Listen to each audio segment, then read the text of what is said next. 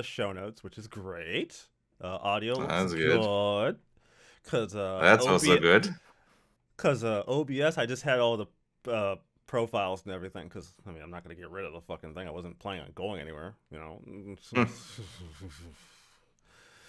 Oh goodness.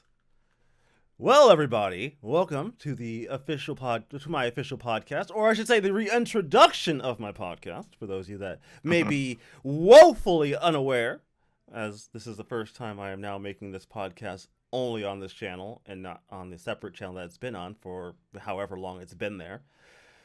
I am Rezo Basso, your lovely host, and this is my good and loyal friend, Cold Death. Hi there. So, I'm not going to go too much into what happened to the show. I think you all probably know by now, as I mentioned in my video when I came back. Turns out, all I really needed was a new organ, and I was fixed right back up. Who would have thought? Let's call it a creative break. Yes, a creative hiatus, if you will. A sabbatical, actually, if we were to be highty-tighty about it. Took a little sabbatical and, I was going to say traveled the world. Might travel to the hospital a bunch of fucking times. Same. There was travel involved. Yeah, there was definitely Close travel enough. involved. Absolutely. Certainly there was travel. And it's been, that was in October? And we're pushing like February, so fuck. October 8th is a day I will never forget. January is mostly done at the time of recording. Yeah, mostly. Just a bit more than a week to go. So, 1.5 yeah. weeks or something. So yeah, the podcast, I think I did like 2 more episodes. We did a guest spot with our sister podcast, our friends in the podcasting, and then that was like the last show I did because I was to the point, man. I would basically just not do anything for the week, and I have to like get myself like with enough energy to like come on the show and like fucking do it. Like that's how hard I had to try. I was like, I'm doing this goddamn show, even if it fucking kills me. Thankfully, it didn't fucking kill me, but That's good. I mean, this would be an entirely different recording. Yeah, right. If that would have happened. Your camera would be looking a bit different. Yeah, much different. It would be a bit hotter. A little bit. So, that being said, CD, with the show now back, I think we should, we have a bit of a rhyme and rhythm, and since I've kind of talked about what happened to the show, since the show basically went away for quite a while, I want to talk about what I've been doing. Some of the stuff that I've been up to. I mean, there's been lots of games that have come out, and lots of stuff I've been wanting to put myself back into. The funny thing is, TD, when you're sick, you don't really want to do shit. I learned that the hard way. I don't know if you know that or not. Weird how that works. I was so sure. I was like, damn, I'm going to be off, and I'm just going to like play video games and like chill. And it's like, no, I'm fucking finally sick. gonna get my backlog done. Oh, No. damn. Oh, no, I'm not. You are. I am too sick for that. I am too sick for that shit. Lucky if you caught me playing anything. But I started a little bit of Metaphor Refantasy. Well, I played the demo when that came out, and I was like, oh, okay. Yo, this music, the soundtrack of this game is a banger, dude. I put in a solid like 2 hours into that demo, and I'm like, okay, you got me. Okay. On my channel, I've actually been playing a little title I'm proud to finally be playing, Manikamea from NIS. And oh man, CD, it is definitely an NIS game. It is an NIS Oh, really? It is. The characters, the characters for this team are so. They would almost fit it in a Disgaea game. I see. They would almost fit in. Okay, example: one of the first girl student you meet that joins your workshop, you find out that she is a criminal. She used alchemy without a license, and she's basically on probation coming to the school, and if she does anything wrong, she goes straight to prison. Hmm. And her character stories are basically her blowing shit up for her alchemy experiments, and then you have to go help her clean it up and hide the evidence. So she's a Britney. Gotcha. There's Flay, or Captain Gordon from Disgaea, same voice actor. He is a junior, and he believes he is a superhero.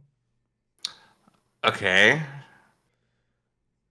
So he's one of the prison rangers. Okay, gotcha. Yeah, no. When I say he believes he's a superhero, I mean with complete earnesty, he believes he is a defender of justice.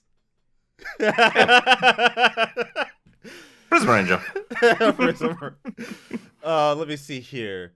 There is I swear there's this 12-year-old assassin girl who like uses a katana. She was trained by her father to know how to kill.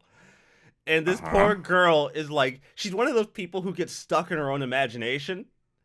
So like she'll be stuck in her own internal dialogue and then misunderstand a situation and then go completely off the wall. So she's what Flawn was role playing in her first appearance. Oh, wow, this really is just Disgaea, isn't it? This really the thing is the dialogue is so Disgaea. It's so it has so many funny fucking moments where I'm like, oh, this is unhinged. Oh wait, I forgot the character that fucks me up every time. The fucking ghost. Okay.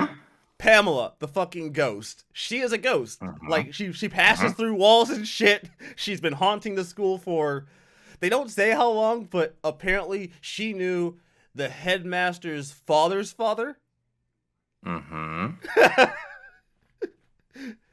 But yeah, but she says she was also still a ghost at that time, so who knows how long it's been since she's been alive? We don't really know, but you know, with ghosts, you lose track of time eventually, right? So yeah, it's been a wonderful experience. I've owned the game since it like initially came out. I just never got around to it. And then I was like, I want to do something really off the wall, so I started this. I started it and I'm like, damn.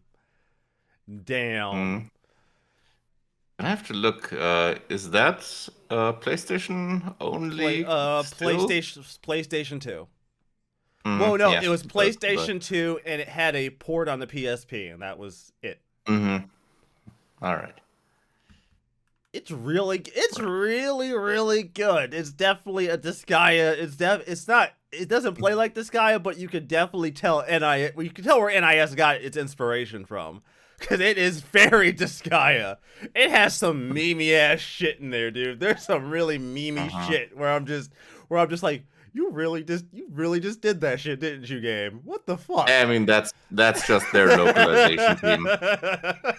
Yeah, they have the most. I genuinely believe they have the most fun of any localization team, because you can tell they just.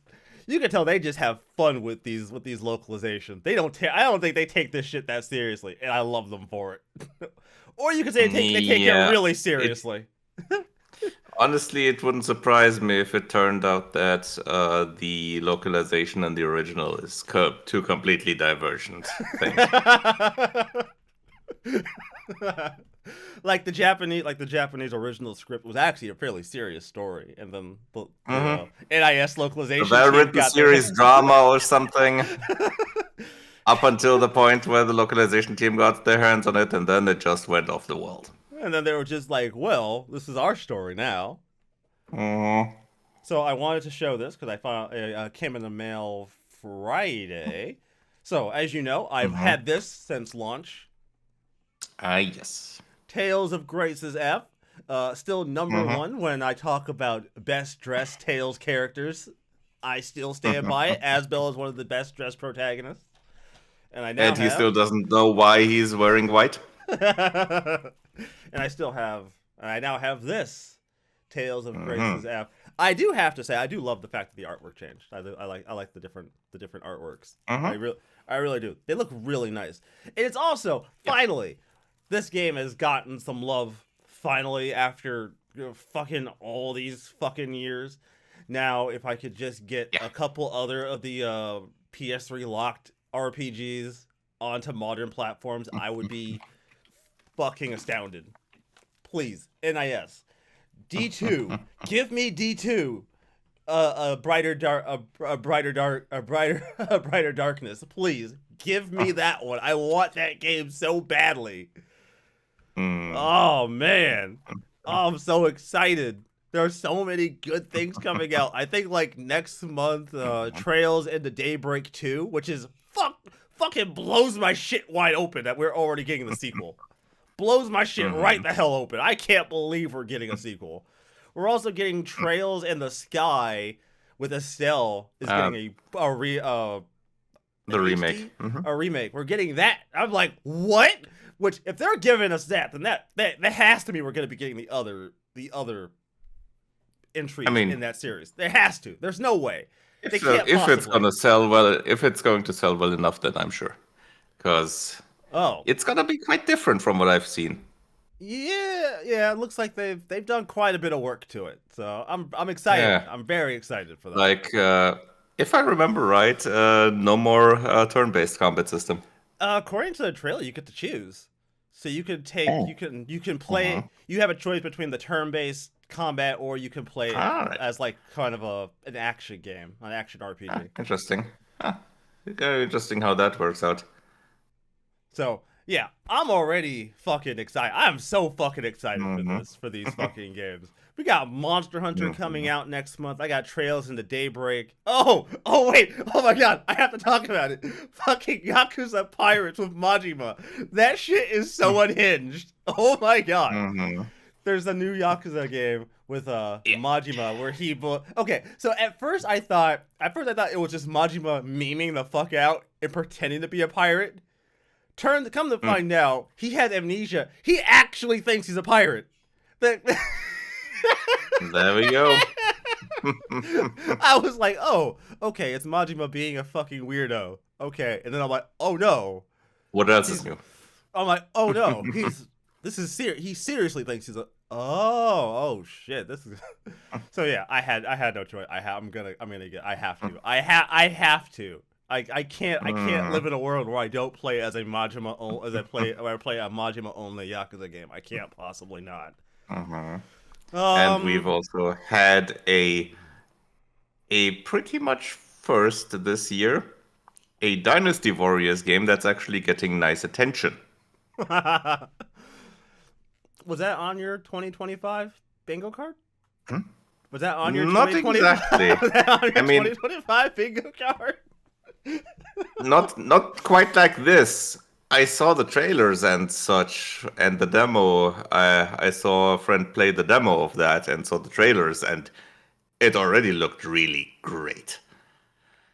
And turns out people think that as well, because in contrast to the few thousand um, players for the previous ones, this one has peaked at around something like 60,000 on Steam.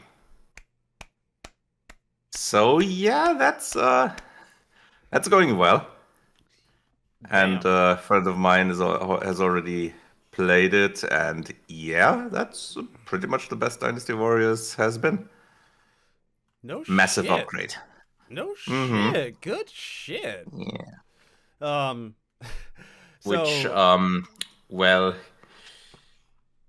according I've to a friend of mine, our system works apparently had a little bit of a contribution to this one. really. Apparently, with the combat system. Oh, So yeah, interesting thing. But so it certainly is very well done. so something else I've gotten to mess. Something else I'm excited for is I got to Mm-hmm. play in the Monster Hunter Wilds beta. Mm-hmm. I got to play that beta with a few of my friends, and that game is. I'm excited for that one too. That's another one. I'm like, oh man, Mm-hmm. bro, 2025 is stacked. This is ridiculous. We can't be Mm-hmm. we can't be knocking shit out the park this early. We got like Oh Rebirth wait, is also coming out soon oh wait, oh for I forgot. PC. Xeno Chronicles X. Yep. I forgot. The definitive edition of that is coming out sometime this year. Can you? I still can't get over. They just dropped that trailer on a random day of the week. No fanfare, Hmm. no nothing. They were just like, no, here's the trailer. In fact, Nintendo seems to be in with the drop in random trailers thing because they dropped the Switch 2 announcement teaser on a random Thursday. Just like, hey guys, Switch 2, Yeah, although here it is. that one was less out of the blue because people were hounding them for something. Yeah, we've been there's been like the people have been speculating on that shit for like the Hmm. last like 2 3 years. People have been like speculating on whether or not Yeah, we're but gonna. especially in the last 2 months or so.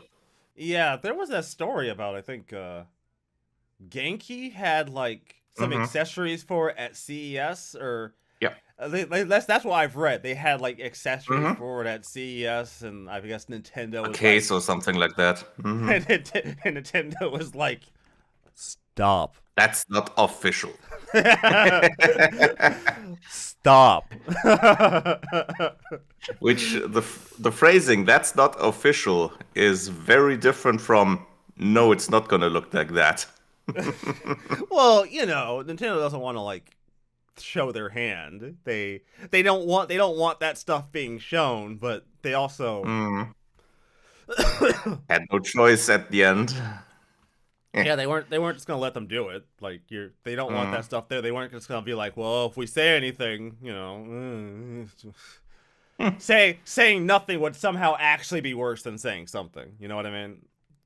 So they have to do something. So, but yeah, Mm-hmm. that's been the. Okay, I have one more thing I'm gonna bring up. I'm sorry. There's one more thing. So I picked up Power Wash Simulator.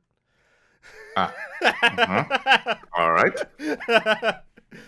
I realize the idea of power washing stuff and making it clean sounds silly, Mhm. but it is a very zen game.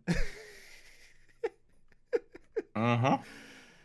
You know what I mean? It's a Yeah, that's usually very what people use that for. Yeah. yeah, it's a very zen game. And they've also added like Mhm. expansions to it. Like they have a Final Fantasy VII remake edition Yeah. There's where lots you of crossovers there, from what I oh my remember. god, there's a Warhammer 40K crossover. I'm like, what? I mean, that's fair. That is something that would need power washing. Yeah, you gotta get all the orc guts off your jet bikes and Terminators. So yeah, it makes sense. I Mhm. get it. So CD, my good Mhm. friend, my loyal companion, what have you been up to? What has been keeping you busy? I know you're gonna say work. I get it. But aside aside from your day to day obligations. But at least in December, there was a lot of Path of Exile 2 when that got into the early access. That one is very nice. It's very good. Hmm. But also obviously in early access still, which is noticeable. But they've been tuning and improving on that quite a bit. And there's still a lot of content to be done for that. So that's going to be interesting to see how that continues, because I think that's going to be in early access for at least half a year. Oh, half a year. Okay. At least. I mean, there's pretty much half the campaign not out yet. Half the classes aren't out yet. And for the classes that are out, only two of the three ascendancies are active so far. So there's a lot to be done. And it was a good choice to do it like this, honestly. So they have feedback for that part, and they can continue on working on the kinks for the rest. So they can piece by piece get out more polished versions of the remaining stuff. Because Good shit. man, the game is big. I know. I've been playing a bit of it on a PS5. Uh, Nice. yeah, because it was coming. I saw it was coming out. I'm like, oh, I Mm-hmm. decided I was gonna give the original Path of Exile a try, see how I felt about it, and then if I was into it, I would just jump in for Path of Exile too. But I wanted to at least get my feet wet, Mm-hmm. and I put like almost 10 hours in like 2 days into Path of Exile one.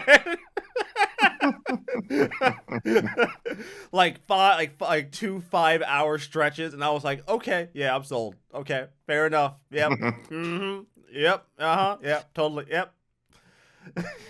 And then you went into Path of Exile 2 and found out, this is a little bit of a different game. It is, and I was prepared for that, right? I was kind of Mhm. prepared that it was going to be a slightly different game, but I wanted to at least get an idea of what I'd Slightly. be potentially walking into. So Yeah, I sure.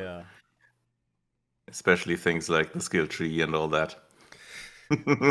Pi- Pirate Software, he did a short about that where Hmm. people were like, do you think that Path of Exile 2 is accessible to new players? He goes, oh, it's very accessible. He's like, he's like, honestly, the thing that scares people off is this shit opens up the skill tree.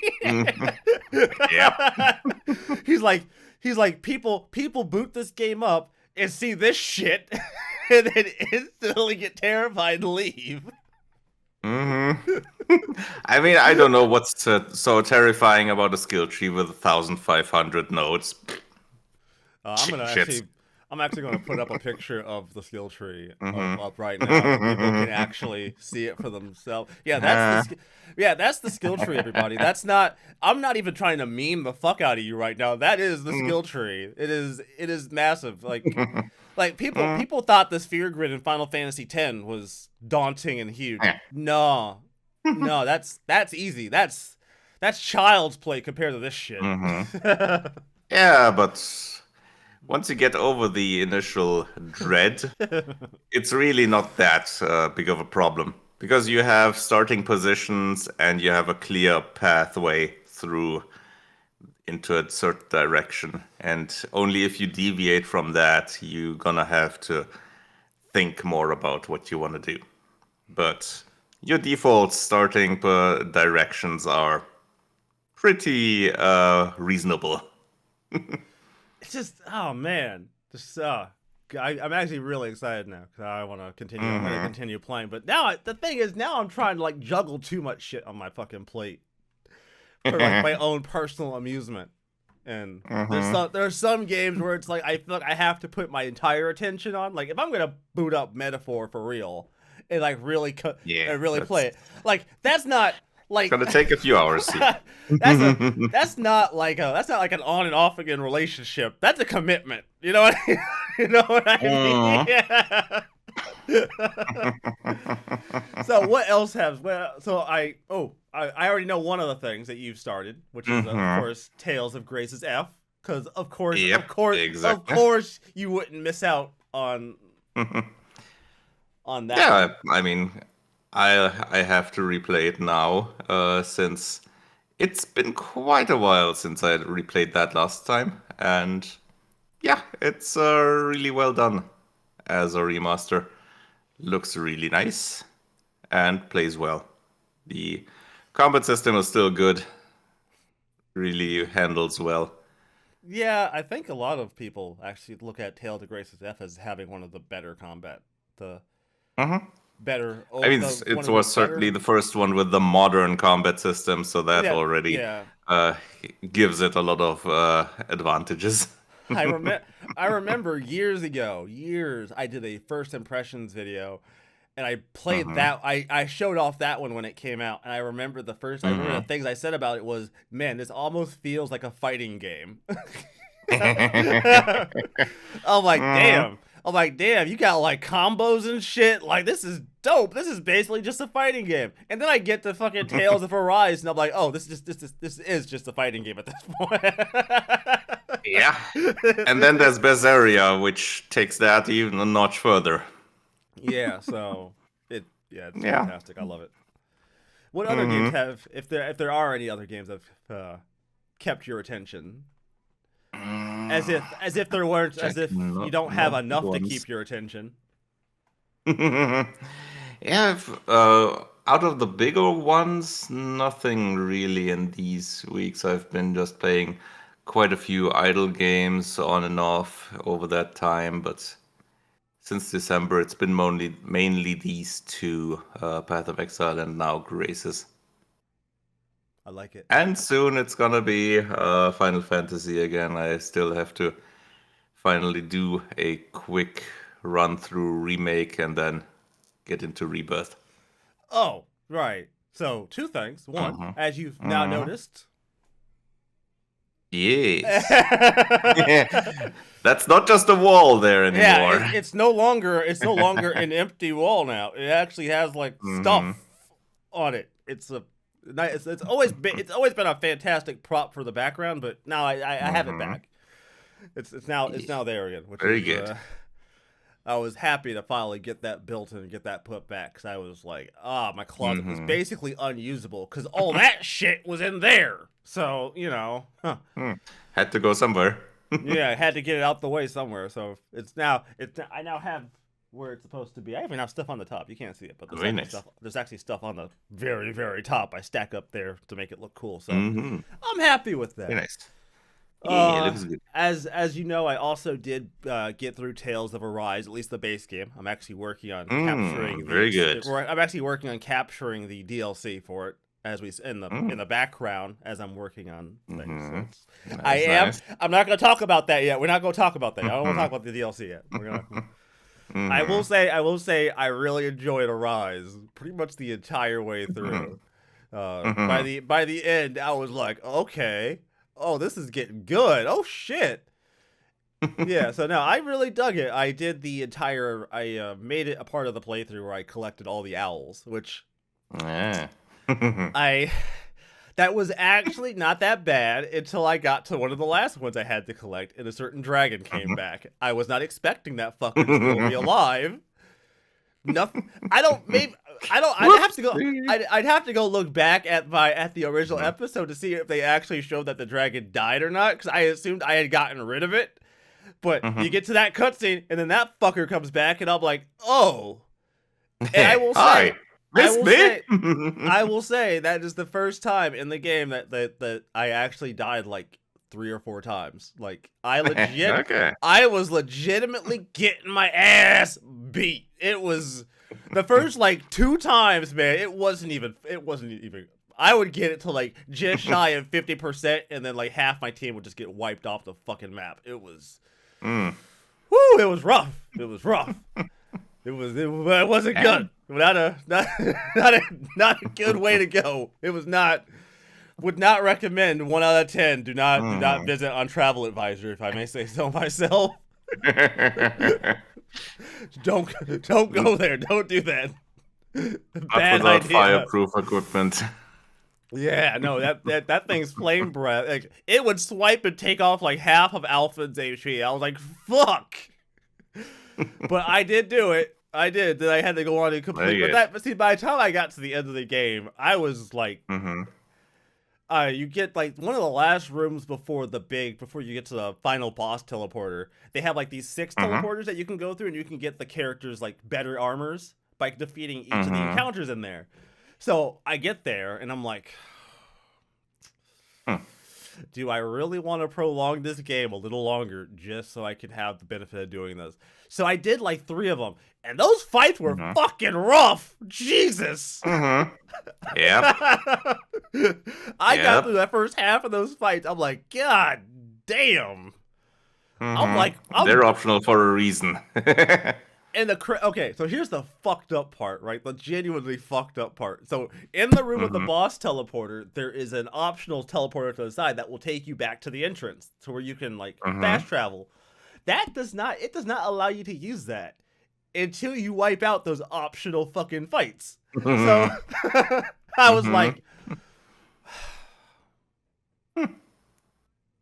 okay.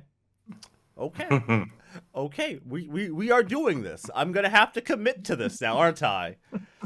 So I did. I committed. It was rough, but I was happy I did it, and I was also happy to finally beat the game. It was a fantastic experience. Tales of Arise is definitely Ah, man, I honestly think it might be one of my more favorite like cast dynamics between Mhm. interpersonal dynamics between characters. Like Yep, there's certain that's really casts. well done. Yeah. Yeah, there's certain like groups of characters I really like, but I think this has the best interpersonal Hmm. cast of like relationships between the different cast members. I really like the dynamic there, so definitely. Like, I know I always make the joke about Tales of Symphonia being about a dope who manages to Hmm. become about a giant bonehead who manages to save the world.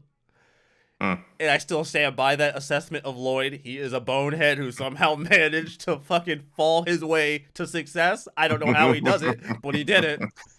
You Failing know, upwards. The story. legitimately failing upwards. That's almost 100 hours of watching Lloyd fail upwards repeatedly, and I don't know how he does it. It's absolutely absurd. So CD. Hmm. I realized that we hadn't really been paying attention to much news stories. Not Hmm. seriously throughout the last 5 or 6 months because of reasons, reasons. But I wanted to talk about a piece of gaming news that happened months ago that I found Hmm. fascinating because I don't think we've ever seen something crash and burn this fucking hard. I fucking ever. I Pretty don't. much ever. Hmm. Mm. So I want to talk about Concord. Now, let me put my credentials on the table real quick.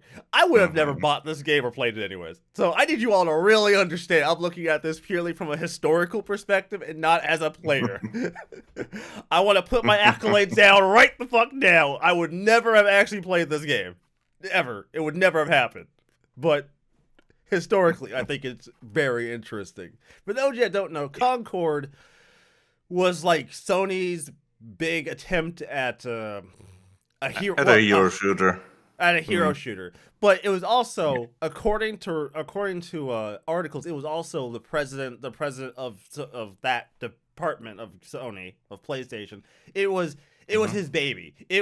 He thought this was Yep. going to be his big multimedia masterpiece. You know what I mean? The game that they could Hmm. spin off into TV shows and movies and Yeah, they legitimately called it a Star Wars like property.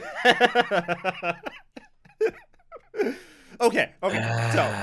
So let me set the stage a little bit here. So Concord is shown at one of these game shows last year. I forget which one. And well, I won't say that people hated the trailer, but it was very I think Guardians of it the was I think it was a state of play where they showed it. yeah. One of Sony's state of plays last year. Or was it last year? Just because they Maybe it released it last year. I think yeah. it was early the year, late the year before that Yeah. they showed it first.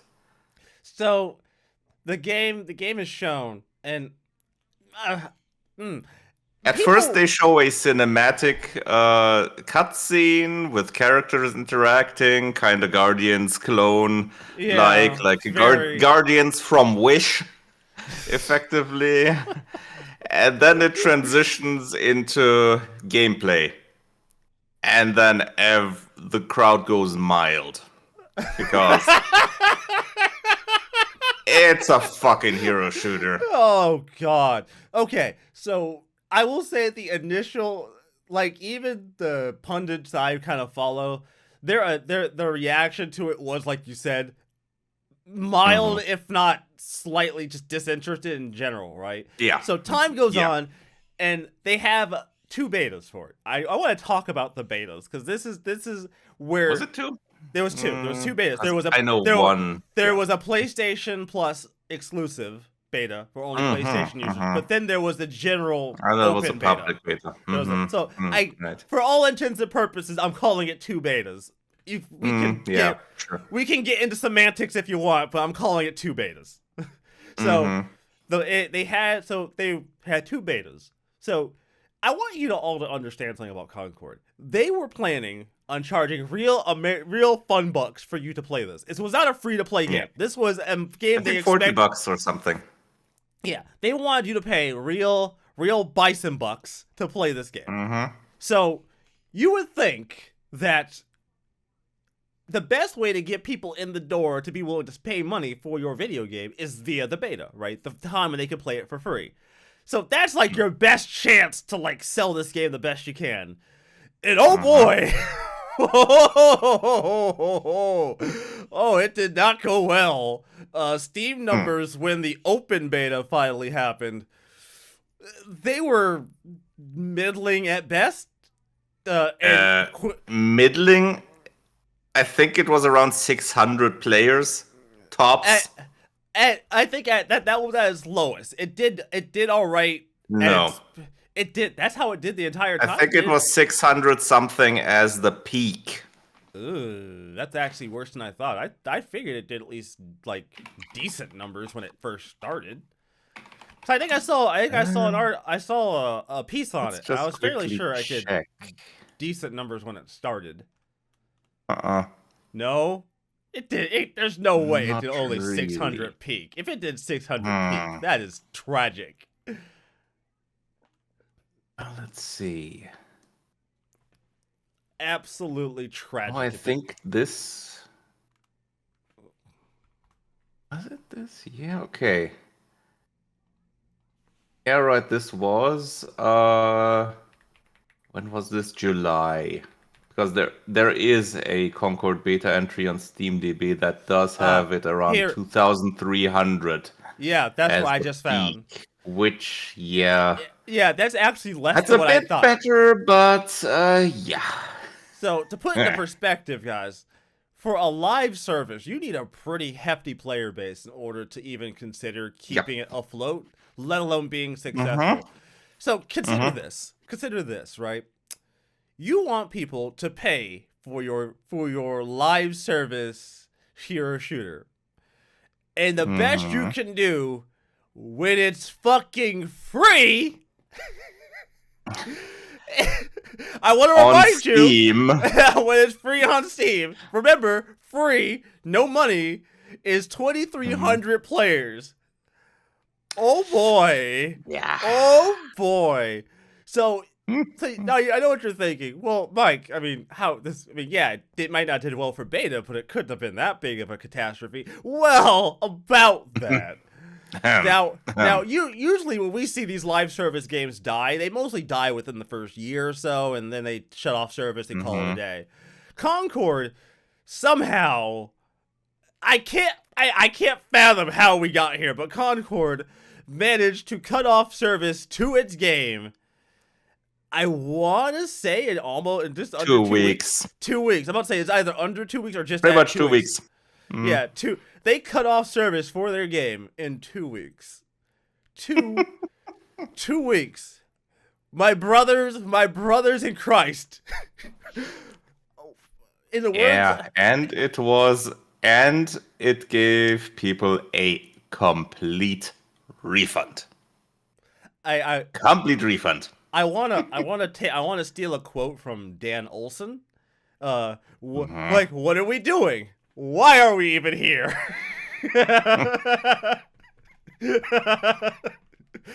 So, this was arguably the quickest of any game, let alone a live service, has basically just completely imploded and crashed on itself. Just from the lack of players in general. It's honestly astonishing. Yeah. And reports later came out that Sony, in conjunction with the developer who actually made the game initially, this game, they had pumped reports say it was a lot into it. Reports say it was 400,000. Most reports claim 200 million. Around that. Oh yeah, 200 million. I'm sorry, I said 200. Most claim that. There is one source specifically that was Colin Moriarty from from a Sony specific podcast. What was the name exactly? The Last Stand. He said it was less, didn't he? podcast, Sacred Symbols. He said it was more Oh, because right. because apparently in the last 1.5 years they had to pump in an additional around 200 to get it ship shape. Although Okay. some dispute that, and it's potentially includes marketing, but apparently they had to outsource a lot. So I don't And like. that's after what was it, around 7 years of development? Yeah, I don't like to. Style and the like is a bit of taste, and everyone's taste is different. So I don't usually like to Mm-hmm. comment on that because it's subjective. It's purely subjective always. But I will say, for something as subjective as taste is, objectively, I think most people did not like the way this game looked. Yeah, looked, played, whatever else. They just did not want to have anything to do with this. Yeah, And a further comment on the whole, the CEO. It was the CEO's pet project. I want to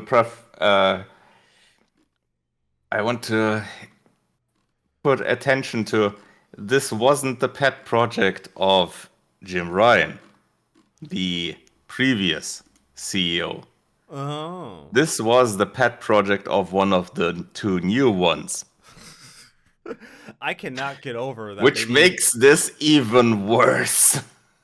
So I can't get over the It's idea one, that they have co-CEOs and the other yeah. CEO didn't go, "Are you sure this is a good idea? Are you Hmm. sure?" And that's after Jim Ryan effectively leaving after they were already pulling down their involvement in live service games. But this one was the apparently the pet project of Herman Hulst, the software side CEO. I'm not a gambling man.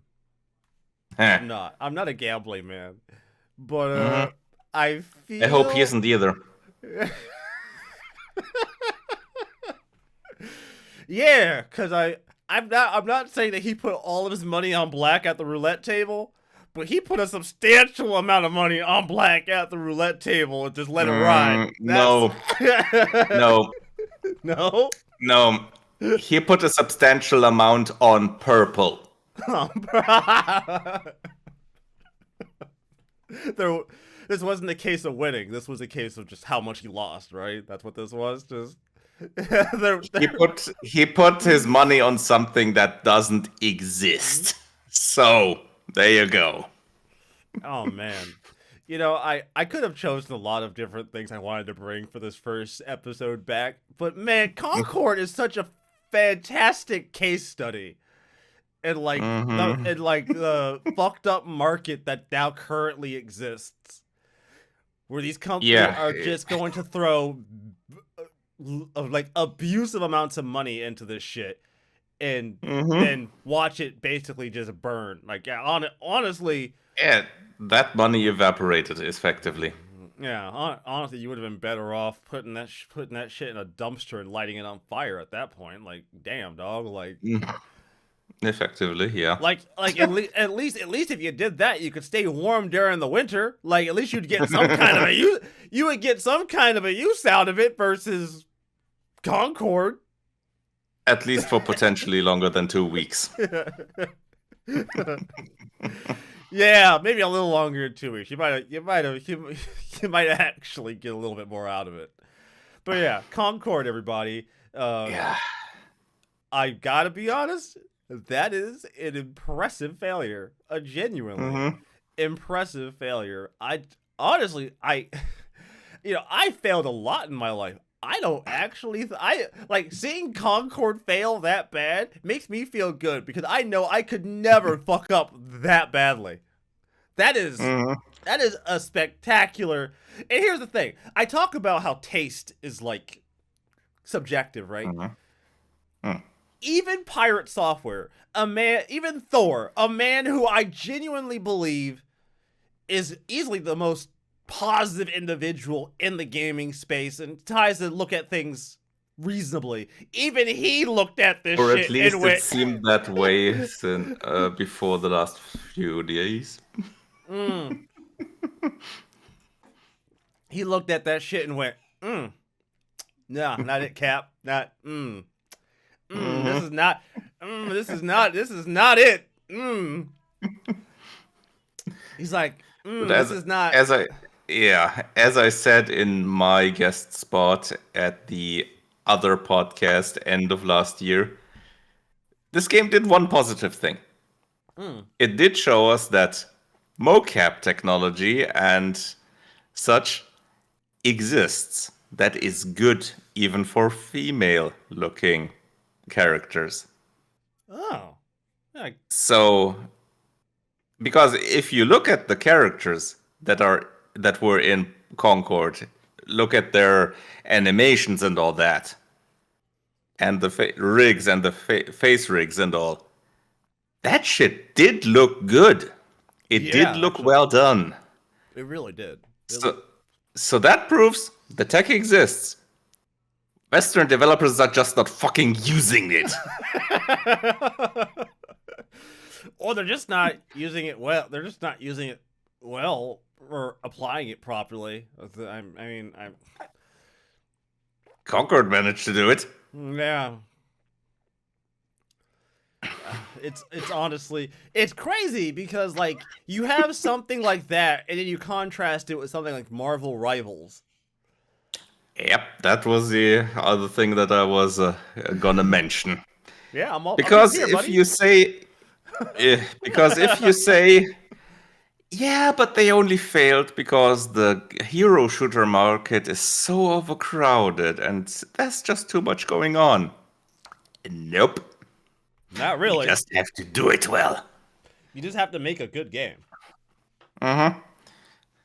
I mean, we could have the argument like, oh, that's easy for you to say. I'm like, but yeah, but it's the truth. Like, if you make a good game, people will play it. Like, yeah, it's easy for us to say because we've seen it. Yeah, we've seen it happen. I have a shelf right over there, off camera, of good games. They do actually exist.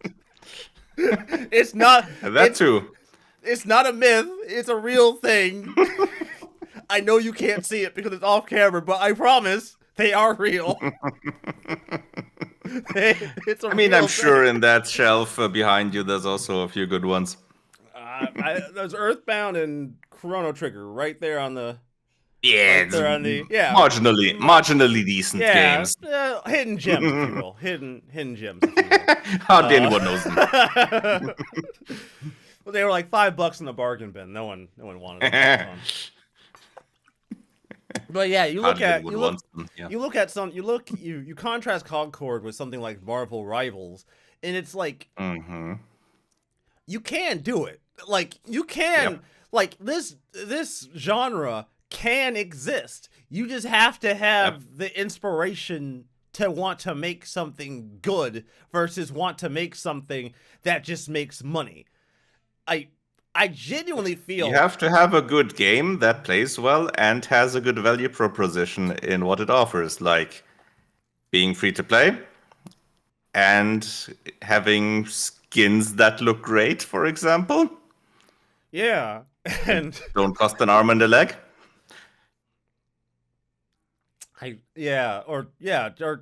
And not to mention, not this is just skins. And I think in Marvel Rivals case, I think one of the big things is the skins are like relevant skins to the characters. They're not just like random recolors or whatever.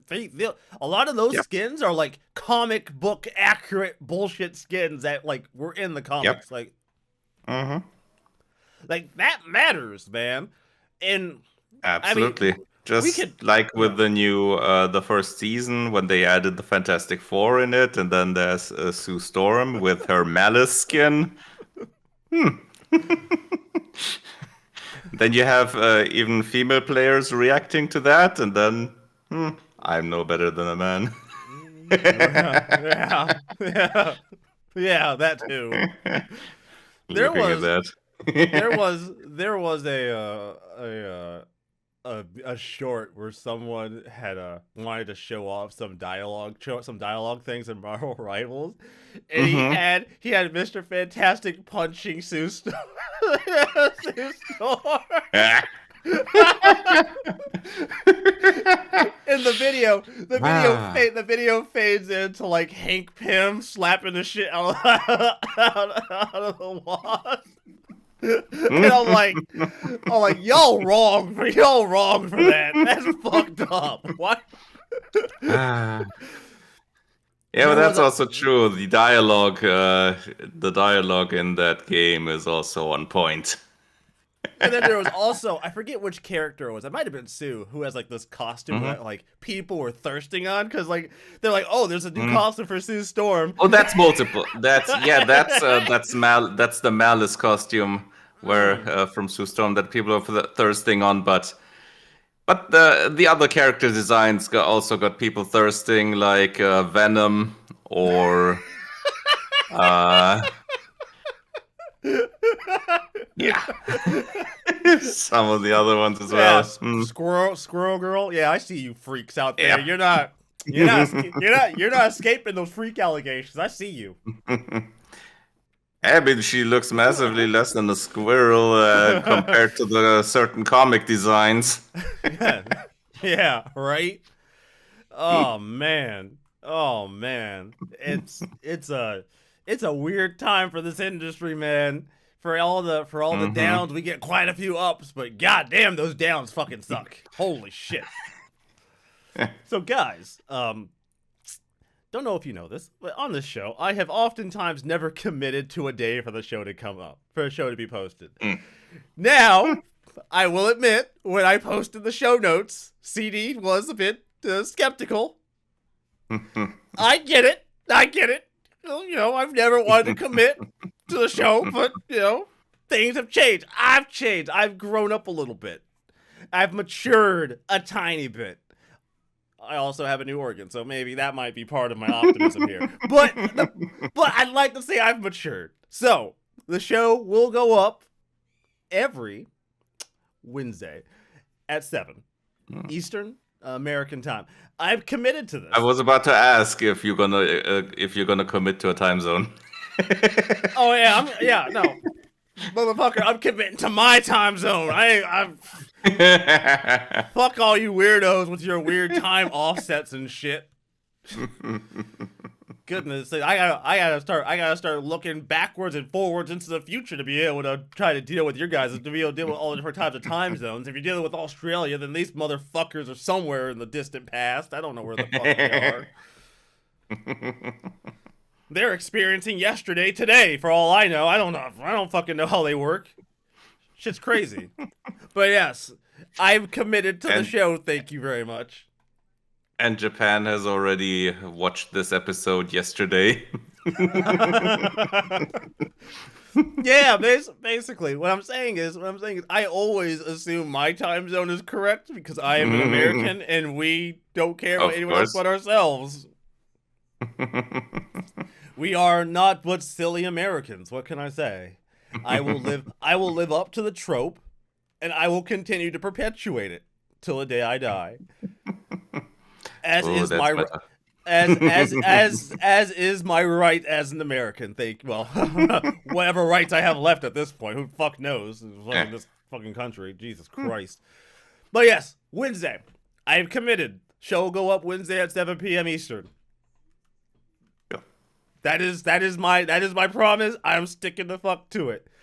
For the record, I haven't missed an upload on my channel for almost the last almost 30 days. So fuck you. I'm gonna do it. And I'm not gonna fuck this up. I got this. I hope you're not going to commit to eating that Rubik's Cube that you had in your hand. Because that would be even less tasty than a boot. Okay. I'm gonna tangentially shift the conversation a little bit to this fucking Rubik's Cube. Because this Rubik's Cube. Okay, so I wanted a Rubik's Cube when I worked at the discount store, right? I did. I wanted something to play with, and just like a little fidget toy, right? And come to find out, Rubik's Cubes aren't exactly cheap. Mm-hmm. Yeah, they're like $13. I was like, what the fuck? Mm. I was like, the hell is a Rubik's Cube almost a little over $10 for? I don't think I'm really interested in eating this fucking thing. I paid too much for it. Yeah, okay, fair point. That as well. I'm gonna be really honest. I don't think I really want to eat this fucking thing. It's too expensive. I would feel incredibly disappointed in myself if I did eat it. Yeah, especially if you count the cost of then having to probably replace your teeth as well. Yeah. I'm not trying to have any other parts of me replaced for like a while. Honestly, that's one thing replaced for is probably enough for my lifetime. I'm happy doing what I'm doing now. I don't want to have anything else replaced. Thank you very much. I'll stay. I really don't want to run into that ship of Theseus scenario where I'm not sure if I'm still me anymore. That's a conundrum I don't have the ability to deal with. And if you don't know what the ship of Theseus is, look it up, guys. Look it up. You'll figure it out. No more Space Siege kind of choices anymore. yeah. I'd rather not. No, thank you. Appreciate the offer. Really do. Oh man. Oh man. Oh jeez. I don't know what to expect now, man. Now that I'm back on my groove and shit. Y'all motherfuckers better be ready, cause this shit's about to get fucking serious. Hopefully this year the gaming industry gets its shit together, cause last year's like layoffs in general for the gaming industry was fucked up. Holy shit. Mm-hmm. Holy shit. I talked about last year how we had more layoffs in the first few months of 2024 than we did in the entire year of 2023. And that was in the first few months of the year. Mm-hmm. Yeah, though I think Microsoft already announced some more layoffs this year, but yeah. But yeah, it's certainly gonna be an interesting year, one way or the other. Yeah, I still stand by my initial assessment, and I will stand by it for until the day I die. If you have talent, don't go into the gaming industry. I don't like or to go indie. Or go into work for yourself, but don't go to these giant companies thinking you're gonna see prestige or I don't know a long-term business plan, because your job What you're gonna find is a lot of mismanagement. Yeah, your job has nothing to do with your performance. Your job has everything to do with their stock price, and they will cut you out the second shit goes south, whether or not you're the problem. Yeah. And it doesn't even necessarily have to go south for that. Oh yeah. Sometimes they'll just cut you out. Oh, the project is released. Okay, bye. Oh yeah, we want to make games that are critically acclaimed. Fire Tango Gameworks and shut down the studio. Yeah, for example. It's the Travolta meme where he's like, yeah. It's like, what? Excuse me? You okay? Yeah, don't do that. Stop that. Be better. This in the words of Michael Jordan, stop it. Get help. Get some help. Get some better management. Get help. Get some better managers. Stop it. Yeah. Because seriously, a lot of the ballooning budget costs is up to a lot of bad management. But all right. So I've always been kind of curious though. Is a lot of that is that just marketing, or is that actual development costs for these ballooning budgets? Usually development costs. Marketing comes on top usually. Oh, okay. When you see the numbers, they usually don't. If you see development budget numbers, development cost numbers, that's just production. Oh, So marketing is usually on top of that. It's just like with movies. When you have the budget for a movie, you can count usually, depending on the kind of movie, you can count that additionally on top. Damn. So then you can see if the movie was successful. You can pretty much count if it reaches double the production budget, then it's still not. It's still not um, profitable usually because box office numbers also count only partially because they don't get all the money from that. Yeah, the theater gets a cut. Mm-hmm. You also have to spend money to like have the movie actually like put onto film and distributed to all these different fucking Yep. theaters. Mm-hmm. Yep. That Mark. comes on top, and then there's international stuff as Oh, well. Jesus, Jesus. Oh, oh, it makes my head hurt. Oh God. Oh, Yeah, and then, that's a lot but to be counted. So if you have a budget of 200 million for any movie, yeah, that's gonna need to be a lot there to make that profitable. yeah, because I'm like in the back of my mind, I'm thinking about something like GTA 6. I Mm-hmm. can't wait to hear. I can't wait till we hear how much it cost them to make that shit. I'm Mm-hmm. expecting I'm expecting $1 billion. I genuinely expect it. I would be so. I think it's going to cross past the 800 million easily. Pass it. GTA Let's see, what G. did Yeah. GTA 5 had a budget of 265 million? Oh shit, that's it. Damn, never mind. Mm-hmm. I could have sworn these I games mean, were a that's lot. five. That's Well, wait. five, and Yeah. that's been already out for a lot. That's been out 2013. So Oh, thanks, CD, for making me that's feel old. Appreciate you, appreciate you for that one. As I slowly turn to dust. like that other meme with the was that Brad Pitt or someone turning old? Yeah, yeah. As Yeah, I slowly evaporate. that's it's certainly gonna be a few 100 million more than that at least. But the thing is also GTA 6 is gonna have another version of GTA Online, so they're gonna have a lot of income from that as well. Yeah, yeah. And we'll probably see that. We'll probably see variations of this game remade over and over and over Mhm. again for at least a couple generations of who the fuck Oh, that knows. too, obviously, yeah. I mean, that's this is first coming onto consoles, and then sometime to PC, and then some other time to the next generation of consoles.